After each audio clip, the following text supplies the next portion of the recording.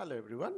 In this video, I will be discussing the regulation of Australian depository institutions. As we discussed in Chapter 1, the financial system regulatory framework comprises a number of components which are designed to be distinct but complementary to ensure protection on a number of fronts. The Australia's current financial regulatory framework has its origin in the Wallis Committee's financial system inquiry in the late 1990s. The main elements of the regulatory framework recommended by the Wallis Committee were fully implemented by 1999. The changes include wide-ranging reforms to the structure of financial regulation based on function rather than industry, and were designed to improve financial system efficiency and competitiveness. By 1990, the regulatory framework consisted three agencies, each with a specific functional responsibility. The Australian Prudential Regulatory Authority, APRA, was responsible for prudential regulation and supervision of financial institutions. Australian Securities and Investments Commission, ASIC, with responsibility for market integrity and consumer protection across the financial system. The Reserve Bank of Australia, RBA, with responsibility for monetary policy for overall financial stability. The three agencies work in conjunction with each other and with the Australian Treasury and belong to the Council of Financial Regulators, the coordinating body for Australia's main financial regulatory agencies.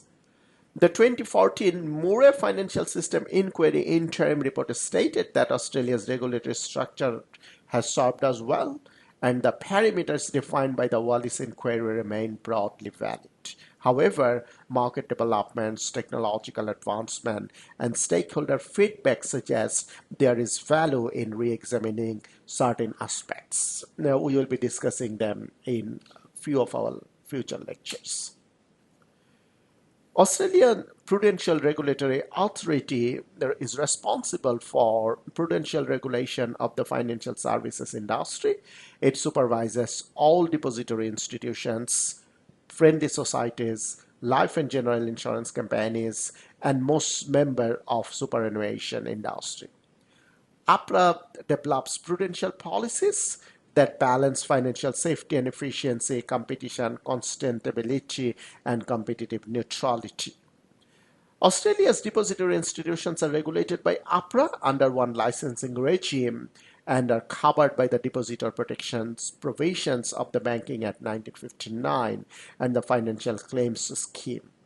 As I indicated earlier, these institutions are officially called the authorized depository institutions as they are authorized by APRA to operate in the depository institutions market.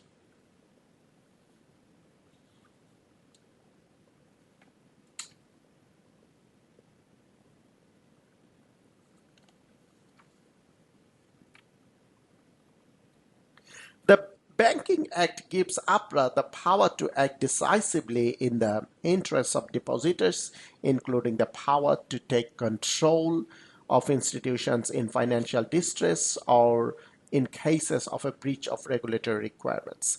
The Australian Government Financial Claim Scheme guarantees deposits by any depositor in any one depository institutions up to $250,000. APRA authorizes and revokes licenses, makes prudential standards, and may issue enforceable directions. In cases of severe financial difficulty, APRA has the power to wind up an institution and distribute its assets to depositors and other stakeholders. Similar powers exist in cases where financial problems in a life company, general insurer, friendly society, or superannuation fund could have detrimental effects on the interests of members and policyholders. APRA has introduced a degree of harmonization in the regulation of the different financial institutions under its watch. APRA maintains its approach to regulatory supervision is forward-looking, primarily risk-based, consultative, consistent, and in line with international best practice. Australian Securities and Exchange Commission sets and enforces standards aimed at promoting investor and consumer confidence by protecting against market manipulation, deception, and unfair practices in a number of areas. For example, financial market behavior, financial sector intermediaries, selling financial products, including investment, insurance, superannuation, and deposit-making activities. In addition, ASIC administers the corporation's law with the aim of promoting honesty and fairness in companies and markets. RBI has responsibility for the development and implementation of monetary policy in addition to the management of overall financial system stability. The RBI's monetary policy is reviewed monthly by the RBI board, and decisions are made with the objective of achieving low and stable inflation over the medium term. In other major roles are to maintain financial system stability and to promote the safety and efficiency of the payment system. The RBI does not retain the discretionary role of RBI does retain the discretionary role of lender of last resort. This means it can provide emergency liquidity support, usually by purchasing government securities held by troubled institutions, in the event of threat to financial system stability. In certain circumstances, the RBI may lend funds directly to financial institutions facing liquidity difficulties.